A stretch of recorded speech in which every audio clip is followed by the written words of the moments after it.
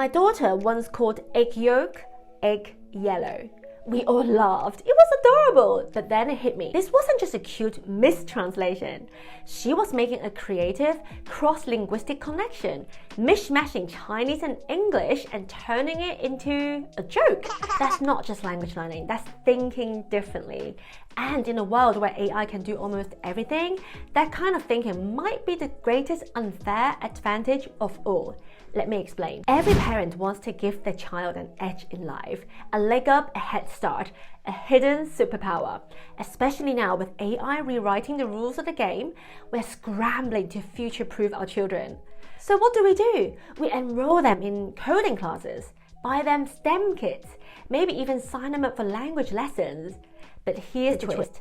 Language learning can give your child an unfair advantage, just not in the way most people think. Hi, I'm Kayi. I'm a professional translator and a mum based in the UK, and my husband and I have been raising our children trilingual in Chinese, Russian and English since 2016. Now, when people talk about the benefits of language learning, they usually mean things like better test scores, better job prospects, a more impressive CV. And sure, all of that is great, but that's not what this video is about. The real reason I believe language learning gives kids a huge edge in life goes beyond careers or communication. It's about how language shapes the way they think, and more specifically, how they unlock creativity. Now, I know that the phrase unfair advantage might sound a bit shady, like we're trying to game the system, but actually I'm borrowing this term from a brilliant book I read recently called The Unfair Advantage by Ash Ali and Hassan Kuba. The idea is this: we all have hidden advantages, personality traits, experiences, and even struggles that shape our success.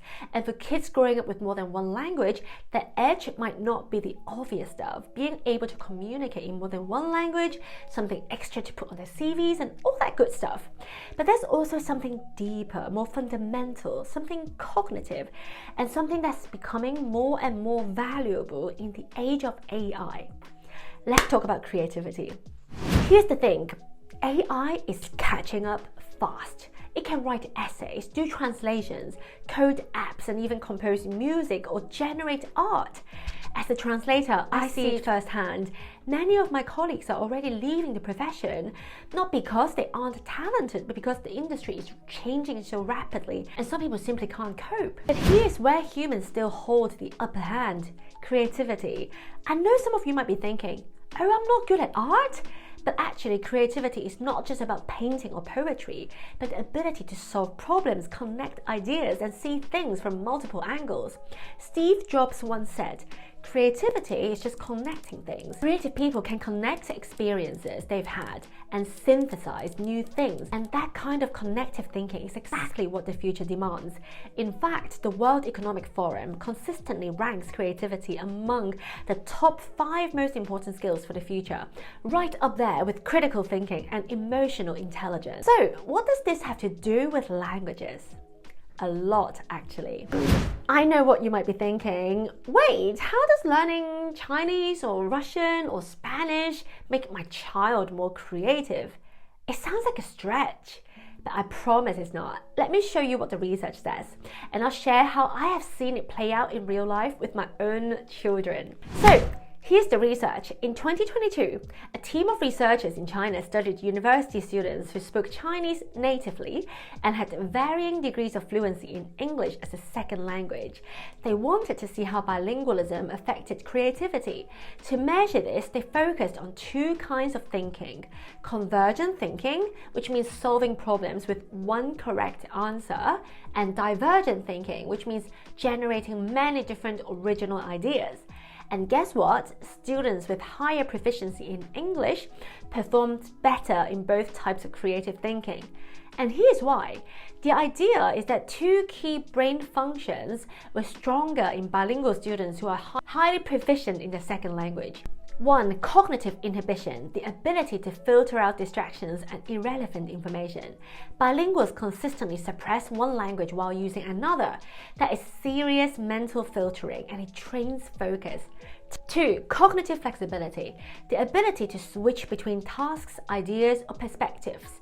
When you switch languages, you're also switching grammar structures and mental frameworks and even cultures. That builds mental agility. Put those two together and you get a brain that's both focused and flexible. The perfect recipe for creativity. Now, that study was on adults, university students, but what about kids? Well, multiple studies suggest the same link holds true. For example, a Swiss study found that bilingual children aged 4 to 18 outperformed their monolingual peers in convergent thinking tasks. Another study showed that balanced bilingual preschoolers had stronger mathematical creativity. And the third found that bilingual children did better on visual creativity tasks, like coming up with imaginative uses for abstract shapes. To be transparent, not every single study finds a consistent advantage, especially for divergent thinking. But across the board, bilingual kids tend to score higher in executive function, which refers to a set of mental skills like focus, self-control, and flexible thinking that help us manage our thoughts, emotions, and actions. And that's the foundation creativity builds on. So that's the science. But what does this actually look like in the day-to-day life of a multilingual family? Look, I'm not saying my kids are more creative than the average kid or that there's anything particularly special about us, but I thought I would share with you some interesting stories that illustrate how juggling multiple languages sparks creativity in unexpected ways. So, story time. One night, we were playing a board game, Jumanji, I think, and one challenge was to name 20 fruits in 60 seconds or something crazy like that. We were racing through the usual fruits, apples, bananas, grapes, kiwis, and then our minds just went blank. 2 fruits to go, timer ticking, total brain block. And then just before the timer buzzed, my kids shouted out 2 obscure fruit names in Russian. I honestly didn't even know what those fruits were. We burst out laughing. The challenge was complete. And it turned into one of those hilarious, unforgettable family moments. But later I realized that moment was more than just a funny board game save. It was a perfect example of divergent thinking. Divergent thinking is all about finding multiple, often unexpected solutions to a problem, thinking outside the box, reaching into unusual places for answers. And what my kids did was exactly that. They weren't limited to just the fruit drawer labeled English. They had multiple language drawers to pull from, and they used them flexibly and creatively under pressure. That's not just about knowing vocabulary, that's about being able to switch mental tracks, access less used knowledge, and apply it in a novel way. And in that moment, a simple board game somehow flipped a switch in their brains. They were flexing the exact kind of creative thinking muscles that help kids adapt, innovate, and surprise even themselves. Another story. A while ago, I overheard my daughter talking to her brother, saying something about how egg yellow is so gross. My son corrected her, saying, "It's egg yolk, not egg yellow." My daughter giggled, saying, "It's egg yellow because in Chinese it's egg yellow, you dum-dum." I realized that they were kind of joking between themselves, making jokes based on languages. For those of you who don't speak Chinese, basically the word for egg yolk in Chinese is made up of 2 characters, egg and yellow. And now the 3 of us regularly joke about egg yellow. It's silly, but kind of hilarious too. No worse than my husband's dad jokes, I promise. But then it occurred to me, maybe it's more than a joke. It's a sign of meta-linguistic awareness. She is actually playing with language, noticing how meanings shift across systems, and using that contrast to make herself and people laugh. Then there's our classic sky duck moment. In Chinese, a swan is literally sky goose, 天鹅, but my son got confused and one said sky duck, 天鸭. We were in stitches. Now it's just part of family folklore, and every time we see a swan, we have to say sky duck, and we all laugh. And recently, my kids and I discovered that a type of beetle is called, wait for it, sky cow in Chinese, 天牛. But you can't make this stuff up.